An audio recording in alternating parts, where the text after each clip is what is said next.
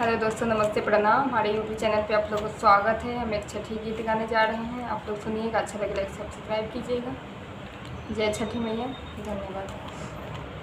कहथिन चंद्रमा बहिनी सुनु भैया दीनानाथ, सुनु भैया दीनानाथ। सब दिन अली भैया साँझ सवेरे, आई किया कैली एते बेर यो दीनानाथ।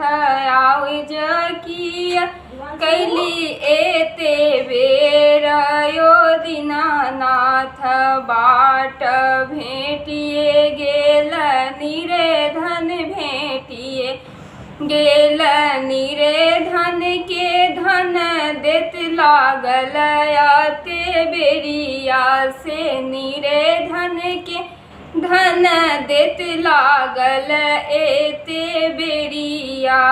कहथिन चंद्रमा बहिनी सुनु भैया दीनानाथ, सुनु भैया दीनानाथ।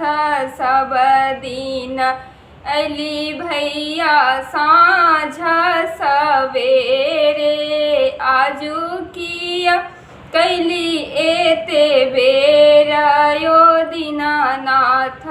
आजू किया कैली एते बेरिया यो दीनानाथ। बाट भेटिए गेल अंधा भेटिए गेल अंधा के आँख देत लागल एते बेरिया। अंधा के आँख देत लागल एते बेरिया। बाट भेटिए गेल बाट भेटिए गेल बाट भेटिए गेल बाझिना भेटिए गेल।